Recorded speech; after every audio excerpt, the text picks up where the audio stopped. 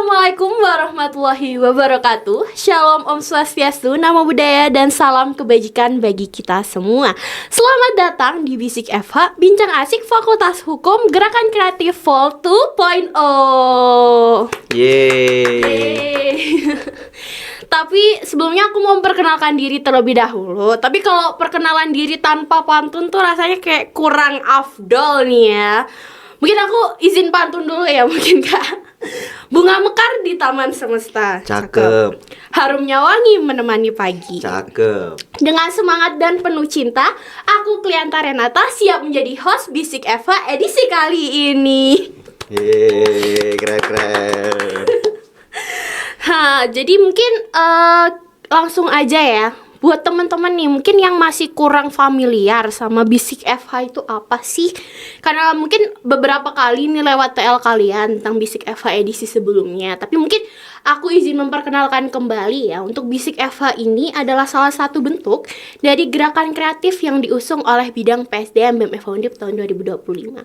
Nah, salah satu bentuknya itu adalah podcast, di mana podcast ini akan mengajak teman-teman nih yang nonton Bisik FH buat belajar bersama, mencari inspirasi dan juga wawasan seputar isu-isu yang sekiranya itu relate baik di dalam kampus maupun di luar kampus.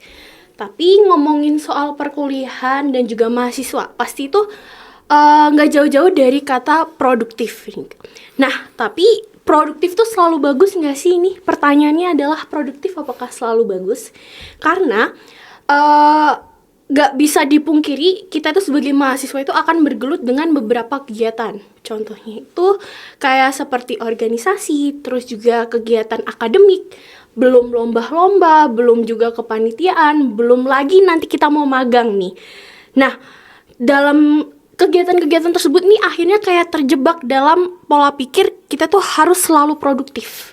Nah, dari situ akhirnya kalau yang overproduktif itu bisa menyakiti diri kita sendiri, baik itu dalam segi mental maupun dalam segi fisik. Nah, pas banget untuk topik Bisik FH pada kali ini adalah tentang toxic productivity ketika obsesi produktif justru menguras diri. Nah, karena topik pada Bisik FH pada kali ini itu menarik banget nih dan pastinya relate. Aku nggak sendirian dong di sini. Tentu aja aku akan ditemani narasumber yang luar biasa sekali. Dan pokoknya yang keren dan juga mendalami topik kita lah pada kali ini. Mungkin langsung aja aku pada Bisik FH kali ini aku akan ditemani oleh Kak Raffi Ilyas Saputra. Mungkin bisa say hi dan juga perkenalan diri terlebih dahulu Kak untuk Kak Raffi. Oke, makasih Lea. Halo teman-teman, nama aku Raffi Ilyas Saputra, di mana pada tahun ini aku jadi wakil ketua BEMEVA. Jadi diberi kesempatan nih untuk jadi diwawancari atau kita lagi berbincang asik di Bisik FH ini bersama Lea juga nih tentang tadi sih agak tersindir juga ya mengenai toxic productivity ini ya. Semuanya merasa tersindir Iya, sih kayaknya ya, kayak apalagi yang Nah, kebetulan Kak Raffi ini adalah wakil ketua BEM FH pada tahun 2025 ini dan sempat pernah menjadi Kang Mas ya kayak di tahun 2024. Dan juga Kak Raffi ini sering banget mengisi acara baik dalam fakultas maupun luar fakultas menjadi seorang pembicara. Nah, acaranya itu pasti keren-keren banget. Jadi terlihat banget lah kalau misalnya Kak Raffi ini orangnya tuh produktif banget ya dan relate banget. Produktif, benar. Dan Kak Raffi mungkin kesibukannya selain jadi Wakabem nih, Kak Raffi kesibukannya apa lagi kalau boleh tahu? Iya, mungkin karena aku semester 7 ya, semester akhir, tua maba, ya. mahasiswa bangkotan. Jadi emang kita, aku sendiri itu lagi skripsi dan juga jadi organisasi, dia wakil ketua BEM dan ngisi materi juga setiap minggu tadi apa yang kata Lea juga. Nah. Soalnya aku lihat di SG-nya Kak Raffi ini weekend nggak pernah kosong nih, kayak pasti ada riposan SG kakak ngisi jadi pembicara tuh. Capek nggak Kak? Dibilang capek sih capek ya, cuman pengalamannya itu yang bikin gak capek sih. Mungkin kakak juga enjoy jalannya, terus seneng juga kan berbagi ilmu sama teman-teman semuanya. Enjoy jadi banget. kayak nggak dibawa pusing lah ya sekiranya ya untuk acaranya. Oke, mungkin kita langsung aja ya Kak, kita masuk ke topik Bisik FH kali ini yang tentang toxic productivity itu. Tapi mungkin sebelum kita menelaah lebih dalam nih, mungkin kita bisa samakan dulu persepsi kita sama teman-teman yang lagi nonton. Mungkin aku izin bertanya untuk Kak Raffi. Menurut kakak sendiri tuh, definisi dari toxic productivity itu apa? Dan bagaimana pola ini tuh bisa terbentuk dalam keseharian kita, Kak? Oke. Sebenarnya topik kali ini bagus banget sih. Aku apresiasi untuk bidang PSDM ya. Jadi toxic productivity itu kalau misalnya didefinisikan banyak definisinya nih ya. Karena udah banyak banget yang tahu mengenai toxic productivity. Cuman kalau misalnya kita satu per kata, toxic kan racun ya. Betul. Atau benar-benar yang rusak lah. Kalau productivity itu kan produktivitas gitu dalam keseharian. Cuman kalau aku definisikan itu bagaimana seseorang ini ngerasa nggak cukup terus gitu loh ya. Udah di akademis dan dia organisasi, ikut sana ikut sini dan masih kurang juga untuk dirinya pribadi gitu. Dan mungkin kalau misalnya ditanya, ini kenapa sih kok bisa terjadi seperti ini? Aku bisa cuman jawab satu kata sih. Dia belum mengenal dirinya sendiri gitu loh ya. Kenapa belum bisa mengenal dirinya sendiri? Dia belum tahu nih arah dia kemana. Jadi kalau orang-orang kan bilangnya toxic productivity ini adalah kan aku mau nyoba hal-hal baru, aku mau nyoba hal semuanya nih, mumpung aku masih muda gitu. Cuman ini yang menjadi salah perspektif nih ya. Karena apa? Ketika kita mencoba hal baru dan hal semuanya di saat-saat seperti ini, tadi yang kata Lea, dampaknya tuh banyak banget ketika toxic productivity. Kayak kesehatan mental, fisik. Coba kalau misalnya kita buat timeline kita sendiri, tujuan kita mau kemana, itu bakal on progress naik gitu. Kalau misalnya kita lihat dari skema toxic productivity, itu bukan naik tapi itu nyebar. Nyebar dan itu tuh nggak tahu kemana ujungnya. Dan bakal merusak juga kayak, aduh aku harus ikut lagi deh, aku harus ikut lagi deh. Dan itu biasanya karena pressure dan tekanan. Entah dari lingkungan, entah dari akademiknya, dan bahkan dari keluarga terdekatnya gitu kadang-kadang untuk pressure sendiri itu ya. Jadinya akhirnya kayak akhirnya mereka menyebar, akhirnya yang dia lakuin pun akhirnya nggak optimal karena toksiknya Iya tadi. bener banget tuh ya. Tapi emang nggak jarang juga sih karena ada pressure, kayak dituntut lah sama daerah sekitarnya. Kamu harus kayak gini, kamu harus kayak gini, yang mengakibatkan dia tuh juga akhirnya berambisi gitu. Iya benar. Biasa tuntutan itu ada yang secara langsung gamblang dituntutan. Kamu tuh harus gini. Ada juga yang merasa dirinya ini dituntut gitu. Karena apa? Ngelihat temennya, temen aku udah juara satu lomba nih. Temen aku udah ngisi pemateri nih. Kok aku masih gini-gini aja ya? Aku harus ini. Padahal kalau orang lain ngeliat dirinya sendiri, itu udah lebih dari situ gitu. Nah biasanya mereka nggak menyadari hal itu. Mereka merasa kurang, lakuin lagi gitu. Padahal sebenarnya pun dia dengan memanfaatkan potensi yang dia miliki tanpa harus ikut-ikut orang lain, tanpa harus kayak iri lah dengan pencapaian orang lain, itu sebenarnya masih bisa maksimal gitu. Iya bener banget. Makanya kalau semisalnya kita lihat ada beberapa orang yang pakai track planner gitu, dia nyatet kesehariannya, dia bener-bener tahu progresnya, itu malah lebih bagus menurut aku karena tertata gitu. Oke, jadi mungkin gak kita pungkirin juga, mungkin kita juga pernah lah ya kayak namanya toxic productivity, apalagi zaman-zaman maba atau yang awal-awal yang kayak wah ini banyak banget nih kegiatan di kampus, pengen ikut ini, pengen ikut itu, ternyata nggak sesuai passion. Karena biasanya tuh dari kata FOMO sih. Betul banget FOMO. Kayak, temennya ikut ini akhirnya diikutin juga, padahal nggak sesuai passion, yang akhirnya dia sia-sia gitu, dia cuma dapet capek doang kayak gitu. Nah mungkin tapi kalau kita tarik nih Kak di kehidupan sehari-hari, aku tuh juga pernah merasakan ada di fase toxic productivity itu. Ketika kita kita tuh baru sadar kalau misalnya kita itu terjangkit toxic productivity itu ketika benar-benar udah stres. Jadi di awal-awal itu kayak pas dia ngambil banyak kegiatan tuh dia belum merasakan, tapi ketika udah sampai stres, capek, atau dia overwhelm, atau dia juga burn out. Nah, dari menurut Kak Raffi itu ada nggak sih kayak sinyal-sinyal atau gejala kita mengalami toxic productivity itu sendiri? Itu tuh bisa dari internal dalam diri kita sendiri maupun dari eksternal kayak lingkungan sekitar, pertemanan dan lain-lain Kak. Iya, dampaknya banyak banget sih Lea kalau misalnya kita melihat dari toxic productivity. Kayak sama tadi Lea bilang, aku pernah masuk ke dalam toxic productivity, aku pun juga pernah gitu. Karena maba apalagi banyak kegiatan di kampus, betul. Kita jadi pengen terus gitu. Dampaknya sendiri kalau misalnya kita dari internal diri kita sendiri ya pasti mental kita terganggu, itu yang pertama. Mental terganggu itu bisa berdampak banyak banget. Karena apa? Karena keseharian kita menggunakan otak, kognitif kita gitu. Kalau kognitif kita terganggu akan mental health kita, ya itu nggak berjalan dengan baik gitu. Yang alhasil kualitas akademik kita tuh akan menurun. Itu yang pertama. Yang kedua adalah kinerja kita. Kinerja kita nggak optimal. Padahal kita pengennya adalah kita menjadi orang yang optimal. Kita menjadi orang yang bertanggung jawab penuh akan sesuatu yang kita pernah masuki gitu. Cuman karena emang tadi kebanyakan overwhelm, jadinya itu ngebuat kita nggak nyadar kalau kita tuh nggak optimal. Dan kalau misalnya dioptimalkan, jatuhnya kita bikin sakit, itu bikin fisik. Makanya gejala fisik itu biasanya hadir ketika mental. Kalau misalnya kita berbicara mengenai sakit gitu, itu mah tergantung pikiran aja dan yang lain-lain. Itu nggak salah, nggak sepenuhnya salah. Emang pikiran itu atau mental itu mempengaruhi kerja dan fisik kita secara langsung gitu. Dan ini tuh penyebabnya banyak, seperti salah satunya toxic productivity. Terus kalau misalnya di eksternal gimana Kak untuk toxic productivity, ada dampaknya nggak? Pasti banyak untuk dampak di eksternal. Yang pertama, kita bakal membatasi diri kita untuk ketemu orang-orang banyak. Kenapa? Kita tuh terlalu sibuk untuk organisasi, kita terlalu sibuk untuk mengerjakan sesuatu hal yang benar kita kerjakan gitu. Padahal diri kita juga butuh untuk bergaul lah istilahnya. Kita butuh sosok temen juga dan lain. Dan karena emang kita kebanyakan kegiatan, jadi istilahnya kalau bahasa-bahasa sekarang ya, bahasa-bahasa ini nggak judge ataupun nggak self diagnose ya, itu avoidant jadi kayak gitu. Jadi pengaruh juga untuk ke sosialnya dia, dan pengaruh juga nih untuk output program-program kerja yang dia nanganin gitu. Alhasilnya ya teman-teman yang di lingkungan dia juga pada capek sama dia. Karena apa? Setiap dikasih kerjaan gak optimal, setiap dikasih arahan pemikirannya iya kemana-mana, jadinya gak maksimal gitu lah ya. Apalagi kalau kita itu udah toxic productivity, gak bisa bagi waktu juga Kak. Iya bener Terus banget.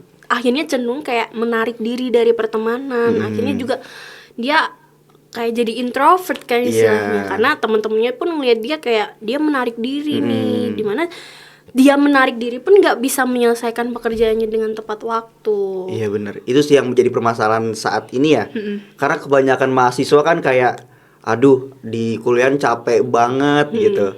Padahal yang buat capek itu ya dirinya sendiri gitu kan.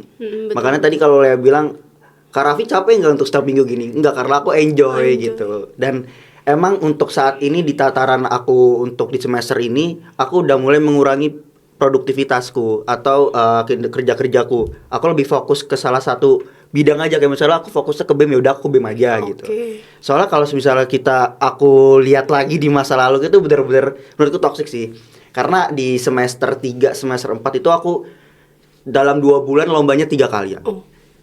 Jadi lomba Kang Mas, terus lomba debat nasional di Kalijaga, sama satu lagi PP Kormawa. Gitu. Itu PP Kormawa itu setiap Sabtu Minggu harus ke desa gitu. Pulang dari desa harus ngetim, pulang ngetim harus belajar lagi untuk Kang Mas. Itu bener-bener remuk ya. Itu remuk banget. Tapi pengaruh nggak sih Kak kalau misalnya Kakak akhirnya sekarang kayak memilih untuk dalam satu bidang aja, dalam satu jalan tuh ngaruh nggak ke yang lainnya? Jujur ngaruh. Kenapa ngaruh aku bilang? Karena yang pertama, untuk aku bisa fokus ke dalam organisasi, aku bisa melihat gitu kayak oke, kinerja aku sampai sini, aku harus meningkatkan lagi. Karena peningkatan itu nggak harus ke semua ranah gitu. Tapi kita meningkat di satu ranah aja. Kayak misalnya di BEM gitu. Aku bisa kenal semua bidang di BEM, aku bisa ketemu kalian gitu karena aku fokus ke kalian gitu. Dan dari akademisku juga lebih terarah gitu. Aku skripsi udah mulai lancar lah, alhamdulillahnya gitu. Dan dapat belajar juga lebih enak, jam tidur juga agak teratur gitu untuk saat ini. Agak teratur. At least bisa tidur. Tapi kan Kakak ketambahan skripsian juga nih. Iya, itu Kakak gimana? Masih fokus ke satu itu aja atau mulai kayak lebih ke skripsi dulu nih kerjain kayak gimana? Bagi waktu sih. Tadi kalau kata Lea kan kalau toxic productivity tanpa melihat manajemen waktu itu kan susah banget kan. Nah, gimana cara kita untuk produktivitas tapi kita bisa tetap waktu ini? Ini sebenarnya yang aku lagi pelajarin juga. Kayak misalnya aku ngebagi nih untuk saat ini di jam ini aku fokus ke BEM dulu. Tapi ketika aku ada waktu luangku ini aku isi untuk skripsi. Tapi bukan berarti aku nggak ada istirahat ya. Masih ada istirahat. Istirahatnya sambil skripsi. Kenapa? Aku biasanya punya safe place. Safe place-ku adalah ketika aku ngerjain skripsi entah di kafe sendiri, denger musik gitu. Itu salah satu cara aku untuk istirahat gitu dari dunia kesibukan ini gitu. Berarti Kakak masih kayak punya me time gitu Kak? Pasti masih. Masih sering jogging masih gitu. olahraga. Tetap ya kalau misalnya harus kayak kalau kita punya kesibukan tetap harus jaga kesehatan. Bener juga. banget. Soalnya kalau misalnya apalah gunanya banyak kegiatan tapi kitanya nggak sehat, itu akhirnya juga nggak sia-sia kekerjain jadi. semuanya ya kayak. Bener. Oke, mungkin selanjutnya Kak, kalau misalnya mungkin kita bahas tentang dampak mendalamnya lagi terkait dengan bagaimana komunikasi mereka. Seperti yang Kakak bilang tadi, kalau misalnya toxic productivity itu juga akan mengganggu interaksi kita pada lingkungan sekitar juga, kayak mereka akan menarik diri. Itu bakal susah banget juga sama keberlangsungan dia selama kuliah, karena kuliah ini juga banyak lah pertugasan kelompok kayak gitu. Nah, menurut Kakak nih, kalau misalnya dampak tentang interaksinya itu seberapa parah akan terkena dalam dia sendiri, kayak seberapa berdampaknya kalau misalnya dia menarik diri itu tadi dengan lingkungan, itu akan seperti apa nanti ke depannya? Iya, untuk dampaknya sendiri ya, pasti dampaknya tadi aku sebut banyak banget. Kalau misalnya kita lihat interaksi bagaimana seseorang yang toxic productivity interaksi dengan seseorang gitu. Yang paling aku sorot di sini adalah bagaimana cara mereka komunikasi. Yang tadi menarik diri, yang pertama. Yang kedua, kalau misalnya kita melihat dalam ranah akademis gitu. Tadi Laya juga menyontoh kasus ya, ada kerja kelompok dan yang lain. Biasanya yang orang toxic productivity ini, aku nggak ngejudge ya sekali lagi ya. Itu tuh orang-orang yang malesan untuk ngerjain secara kelompok gitu. Pernah nggak sih nemu ya kayak misalnya kerja kelompok nih, deadline-nya jam segini, tapi ada satu orang nih deadliner. Ada sih beberapa oknum di kelas aku bener. juga. Nah, biasanya orang itu terkena self organisasinya kurang. Karena apa? Karena dia udah overhelp tadi. Jadi bener-bener isinya penuh banget. Jadi bener-bener semua ditinggal. Bahkan kalau misalnya kita contoh kasus ya, tahu nggak yang pernah lihat kos-kosan orang tuh berantakan banget, sampah semua isinya.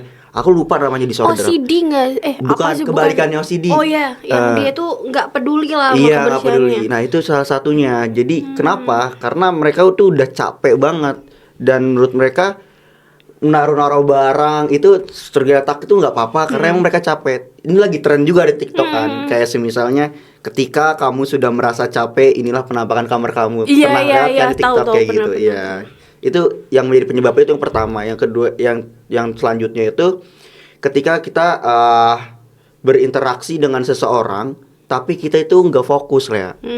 Orang nanya apa, dijawabnya apa, dan orang lagi ngomong dia malah bengong mikirin pekerjaan. Jatuhnya kayak party pupar gitu. bener sih. Kayak misalnya kita lagi ketawa-ketawa, kita lagi excited nih jelasin ke dia, malah pas kita ceritain, apa? Nah, terus kalau nggak diem aja. Kalau nggak kayak, aduh aku lagi capek banget, nggak mau main gitu. Padahal kan itu perlu juga gitu sebagai mahasiswa kan. Karena emang kita nggak boleh lepas dari manusia juga. Nggak manusia untuk pekerjaan, tapi manusia untuk manusia gitu. Betul. Intinya work-life balance lah. Benar. Soalnya kalau kayak gitu tuh pasti akan merugikan orang lain juga ya. Iya, kan? bener banget. Banyak banget kayak contohnya yang tadi yang kerjaan tugas kelompok tuh gitu, istilahnya kan akhirnya kayak terbebankan oleh satu orang karena dia mungkin kurang bisa memprioritaskan mana akademik dulu yang dia kerjain atau dia organisasi dulu yang mau dia kerjain kayak gitu. Iya, bener banget. Nah, itu akhirnya akan selain juga berdampak negatif untuk diri sendiri karena sakit yang tadi, terus juga karena stres, itu juga akan merugikan orang lain juga untuk teman-teman. Nah, terus Kak nih, aku kan juga memperhatikan lah lingkungan sekitar aku dan juga teman-teman aku. Nah, biasanya tuh orang yang sudah terjangkit toxic productivity ini tuh dia punya satu ketakutan, dimana dia itu bukan kurang bisa lagi sih, kadang malah nggak bisa untuk menyampaikan keterbatasan dirinya sendiri, dimana gejalanya itu kayak dia ngerasa bersalah kalau misalnya dia berhenti sebentar, bahkan dia kayak diem doang tuh kayak aduh kok harus ngapain ya, kok aku merasa bersalah kalau diem doang. Terus juga dia akhirnya kayak takut dianggap tidak berkomitmen lah dengan dia diem doang tuh, kayak aku ngerasa kurang apa. Terus dia juga susah nih buat berkata tidak sama orang lain. Nah, Kak Raffi ada nggak sih kayak strategi nih supaya kita tuh dapat jujur sama diri kita sendiri, kayak bisa berkata tidak dengan orang lain tanpa merasa bersalah, atau kita dapat membatasi diri sendiri, dimana itu kan juga akan mengurangi dampak dari toxic productivity ini sih Kak. Iya benar banget, biasanya orang yang toxic productivity itu dia lebih suka untuk menyenangkan seseorang. People pleaser bahasanya ya. Cuman bagaimana sih kita untuk bisa fokus dan menolak itu semua? Orang itu mengenal dirinya sendiri dan dia bisa tahu adanya self priority. Dia bisa memprioritaskan dirinya sendiri gitu. Jadi ketika dia udah tahu dirinya sendiri ini siapa, dirinya ini butuh apa, dan dia bisa memprioritaskan dirinya di antara semua prioritasnya, maka orang ini bisa berdiri sendiri gitu. Dia independen. Kalau semisalnya independen kan, kalau terlalu independen gak bagus. Cuman kalau misalnya kita tarik lagi, independen itu diperlukan gitu untuk diri sendiri. Kenapa? Ketika kita udah banyak pekerjaan, kita juga dipaksa untuk memenuhi kesenangan dari lingkungan kita. Kita harus bisa bilang say no gitu Kak. Enggak, aku butuh buat aku dulu gitu. Aku butuh diriku untuk aku gitu. Karena aku nggak mau setiap pekerjaan yang aku lakukan itu nantinya nggak maksimal, dan aku ketemu kamu nantinya aku nggak memuaskan ekspektasi kamu. Kenapa? Karena aku udah terlalu capek gitu. Biasanya orang yang terlalu memaksakan, ujung-ujungnya dia dia menyenangkan diri orang lain gitu, people pleaser. Tapi ntar sampai rumah dia draining banget, bengong gitu. Karena apa? Energinya udah habis, kekuras gitu loh ya. Dan itu yang menyebabkan kenapa banyak anak-anak mahasiswa sekarang itu kesehatan mentalnya banyak yang terganggu. Betul. Gitu. Gen Z itu pasti identiknya sama mental illness nih Kak. Karena kayak emang ya gimana dengan cara kehidupan dia masing bersehari-hari aja lah. Kayak kita tarik garis nih, kita juga Gen Z, teman-teman kita juga Gen Z, udah pasti tahu kayak pola hidup mereka itu seperti apa. Belum juga nanti ada permasalahan-permasalahan yang akan datang yang akhirnya membuat mereka makin down. Nah tadi kan Kak Raffi juga bilang buat mengenal diri sendiri. Boleh dong Kak kayak diceritain sedikit perjalanan Kakak akhirnya kayak menemukan yang pas itu gimana dulu itu? Iya, mungkin kalau sebenarnya diceritakan itu akan panjang banget ya. Aku singkat aja nih. Kayak misalnya dari semester 1 kan aku udah mulai ikut lomba debat internal. Dan aku udah mulai aktif juga. Bahkan di semester 1 aku sempet pengen cita-citaku jadi atlet basket gitu. Oh iya, Kakak main basket juga? Iya, aku dari SMA atlet basket. Dan di kuliahan juga main basket. Dan akhirnya aku memutuskan kayaknya aku udah gak bisa lanjut jadi atlet. Itu pilihan pertama aku dalam menentukan kedepannya aku jadi apa gitu. Terus pas aku masuk ke ranah-ranah akademis kayak lomba-lomba, itu ranah baru buat aku. Karena aku ini orangnya adalah harus mencoba hal baru tadi. Makanya gampang banget nih kalau misalnya kita tarik dari toxic productivity. Orang-orang yang pengen banget mencoba hal baru, orang-orang yang gampang bosen dengan apa kegiatannya sebelumnya, itu gampang banget terjangkit toxic productivity. Karena pengen nyoba terus. Betul. Itu aku rasain juga. Aku nyoba lomba, aku nyoba organisasi, aku nyoba kepanitiaan waktu itu. Aku juga nyoba pageant gitu yang tadi Kang Mas. Dan itu membuat aku capek sendiri. Aku pernah ada di fase yang bener-bener apa sih yang aku kejar gitu. Betul. Apa sih yang aku mau dapet, tapi jawabannya nggak ada terus gitu. Dan itu tuh aku dapet ketika aku udah me time. Me time-nya ketika aku udah coba ngilang dari dunia gitu. Karena setiap aku selesai UTS apa UAS, itu liburan semester, aku benar-benar ngilang dari lingkungan kampus.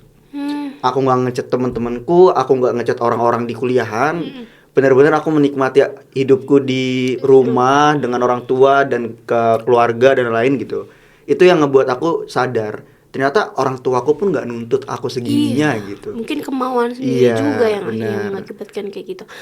Tapi relate sih Kak, kayak misalnya dengan apa ya Kak, sometimes kalau misalnya kita benar-benar udah draining nih sama dunia perkuliahan, bahkan ngelihat teman sendiri tuh capek, jadi keinget workload kita pas di kuliahan juga gitu. Tapi karena Kakak melakukan sesuatu yang enjoy, berarti Kakak juga sempet ngalamin kayak apa yang mau dikejar walaupun itu sesuatu yang Kakak suka, atau Kakak sempet gak kayak bosen gitu ngelakuin apa yang Kakak suka? Pasti bosen pernah, itu yang pertama, karena aku orangnya bosenan. Dan kalau misalnya kalau dibilang capek dan pernah nggak enjoy, itu pernah banget yang tadi aku bilang. Aku ngelakuin ini untuk apa? Bahkan pertanyaan-pertanyaan tuh muncul terus gitu. Sampai akhirnya aku sadar bahwa ini tuh udah nggak baik. Aku harus fokus ke satu ranah. Karena emang dalam perkuliahan ini kita kuliah cuman 3-4 tahun Iya, gitu. betul. Kalau misalnya kita nyoba satu ranah tanpa kita spesifik satu ranah, kita akan hilang arah besok ketika kita lulus kuliah gitu. Orang-orang yang dari awal, oke aku mau hukum bisnis, dia jalanlah di hukum bisnis, ikut lomba-lomba hukum bisnis, dia ikut kepanitiaan ada hukum bisnis dan lain. Itu mereka udah tahu plan hidupnya. Tapi ketika orang-orang yang masih bertanya aku mau jadi apa, oke aku masuk BEM deh, habis ini aku masuk senat, habis ini aku masuk UKM. Nah itu dia nyoba yang mana ya. Nah ketika mereka mencoba itu, mereka udah merasa capek, nggak ada lagi yang harus mereka ambil atau Iya, petik dari pengalaman itu. Mereka udah diem diri. Nah itu aku sempat ngerasain kayak gitu. Dan pada akhirnya aku keluar dari zona itu karena aku ngerasa aku udah kenal diriku. Itu nanti kenal diri itu biasanya dia reflektif sifatnya. Dia secara berpengalaman. Kenapa? Kalau misal kita berbicara seperti ini tuh orang yang critical thinking, orang yang berpikir kritis. Kognitif sama reflektif itu jalan. Jadi pikiran sama pengalamannya jalan sehingga membentuk dia gitu. Jadi dia mau tahu tujuannya kemana gitu. Sehingga orang kalau misalnya lihat tahu orang-orang yang tahu jalan hidupnya itu susah banget digapai, susah banget dijangkau gitu kan. Unreachable. Iya, unreachable dan kelihatannya wah hidupnya kok lurus-lurus aja kayak gitu. nggak ada masalah. Iya. Kenapa bener. ya gitu. Karena dia tuh manajemen emosi, manajemen waktu, bahkan plannernya itu dia udah tahu dari awal gitu. Dan kita harus belajar dari orang kayak gitu gitu. Betul. Jadi kakak gimana rasanya udah bebas kayak seneng terus kayak bangga lah pasti ya sama diri sendiri juga udah melewati fase-fase itu dengan pencapaian yang udah kakak raih sekarang. Iya bener banget. Nah mungkin selanjutnya kak, mungkin kakak ada nggak sih kayak tips and trick untuk teman-temannya lagi nonton Basic FH nih tentang bagaimana cara dia bisa menentukan sistem kerja dia, gimana cara dia menentukan sistem kerja yang sekiranya cocok dan sehat untuk dia, dimana itu tetap mendorong kita untuk produktif tapi tidak berlebihan dan tetap mengutamakan waktu untuk diri sendiri yang fun juga. Ada nggak tips and trick dari kakak? Sebenarnya tips aku ya kalau aku pribadi ini mungkin bisa jadi buat share kalian juga. Aku itu ada satu buku yang untuk planner aku gitu. Jadi aku bisa ngeliat ketika aku ingin mencoba sesuatu hal yang baru lagi, aku bisa lihat kegiatan aku udah segini nih. Jadi kalau misalnya tambah lagi kayaknya nggak bisa deh. Jadi udah ada batas, ada boundaries gitu dalam planner aku gitu. Terus aku bisa membedakan di mana prioritas, di mana juga yang bukan prioritas. Aku membedakan adalah prioritas adalah yang paling utama, prioritas itu diri aku sendiri. Betul. Seperti apa contohnya? Kesehatan, olahraga. Aku prioritas olahraga. Terus dalam plan itu juga aku prioritasin aku ada me time. Terus habis itu akademis. Itu yang kedua. Aku prioritasin seluruh tugas atau PR ketika dikasih itu langsung aku kerjakan. Nggak aku tunda-tunda. Itu yang kedua. Terus yang ketiga adalah tentang organisasi gitu. Organisasi kita hanya milih satu gitu. Karena orang-orang kan banyaknya aku pengen lebih dari satu gitu. Jangan, itu malah ngebuat ya pertama ya tadi awal buat teman-teman kalian capek, buat juga diri kalian capek. Kerjanya nggak maksimal juga dalam organisasi itu. Iya, jadi tadi tipsku adalah coba deh kalian pertama cari tahu diri kalian itu siapa dulu. Karena cari tahu diri kalian siapa dulu aku nggak bisa ada tips. Tipsnya adalah diri kalian sendiri. Betul. Gitu. Yang tahu diri sendiri adalah pasti diri kalian sendiri. Tapi kan aku belum tahu diriku sendiri kak gimana ya gini. Nah itu coba kalian cari tahu gitu dengan diri kalian sendiri gitu. Karena kalau sebenarnya aku ngasih bimbingan kalian cara diri kalian tahu itu diri kalian tahu diri kalian itu gimana, itu bukan dari diri kalian. Belum itu tentu cocok ya. Benar. Cara Kak Raffi diterapkan sama diri teman-teman itu. Dan kalian harus tahu mana tuh stress release. Stress release itu kayak gimana sih aku menanggulangi stres ketika aku stres gitu. Betul. Biasanya kalau ada orang yang stresnya kambuh misalnya overwhelm gitu, dia cenderung lebih pengen diem, nggak ngerjain tugasnya dan lain-lain. Padahal stress release itu banyak. Dengan hobi kalian aja itu bisa stress release. Hobi kalian baking ya udah baking gitu. Hobi kalian olahraga ya udah olahraga gitu. Nonton film. Ibaratnya cuma sejam 4-2 jam nonton film itu bisa ngurangin stres kalian juga. Habis itu kalian lanjut lah untuk planner kalian selanjutnya gitu. Itu perlu banget. Dan bedain juga antara buku untuk akademis sama buku untuk kerja planner kalian gitu. Karena apa aku bilang kayak gitu? Biasanya orang-orang nih, aku di berpengalaman waktu aku menyatukan itu, pas aku buka buku aku yang untuk akademis terus isinya jadwal dan lain-lain, nggak fokus jadi ya. Itu Jadi nggak kecampur. fokus. Iya, nggak campur. Jadi ya udah, kalau sebenarnya lagi belajar ya belajar, fokus. Kalau sebenarnya lagi kerjain ya udah kerjain gitu, fokus gitu. Jadi di dua buku yang berbeda. Jadi itu kayak buku kosong gitu. Apa kayak ada job planner-nya gitu, Kak? Awal aku pakai job planner. Heeh. Cuman saat ini pakai buku kosong aja. Aku kasih jadwal. Biar lebih apa ya? Biar lebih mudah gitu ya. Iya, benar, mempermudah hidup juga. Tapi benar sih, Kak. Gimana sebenarnya nggak apa-apa kalau misalnya kalian mau melakukan hobi kalian di satu hari ini ada 24 jam. Soalnya nggak jarang kan kayak anak-anak sekarang belajar atau rapat organisasi yang sampai jam 4 pagi, jam 3 pagi kayak gitu. Mungkin kayak dari 24 jam ini sempetin buat istirahat, ngelakuin hal yang kamu suka. Jadi kayak selain kalian juga fokus sama pencapaian kalian, dimana diri kalian tuh juga bisa mendapatkan kesenangan. Jadi memang yang terpenting seperti Kak Raffi bilang tadi adalah dimana kita bisa mengutamakan diri sendiri terlebih dahulu sebelum Bener banget. kita megang yang lain. Ya, Iya, gitu sih Lea. Makanya tadi pertanyaan ini sebenarnya kalau sebenarnya dirangkum ya, kita yang pertama itu coba deh kenalin diri kalian dulu sendiri gitu. Itu sih.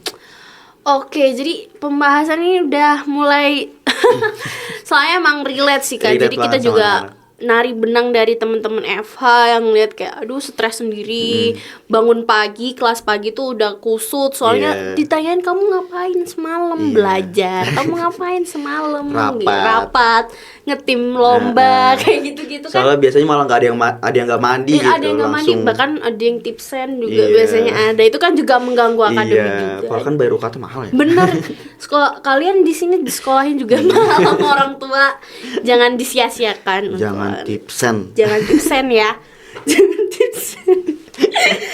Nah, untuk mungkin pembahasan kali ini insightful banget sih Kak. Aku juga bisa mendapatkan banyak hal. Mungkin gak cuma aku, dari teman-teman juga yang awalnya kita itu nggak tahu nih bagaimana self management, bagaimana mengatur waktu kita, bagaimana kita tahu kita udah kena toxic productivity ini belum gak sih ya. Semoga juga dari teman-teman itu juga nanti bisa menanggulangi dirinya sendiri, karena itu nanti akan kembali lagi ke diri sendiri. Iya. Karena cara dari kakak pun belum tentu bisa work gitu Bener-bener. untuk mereka.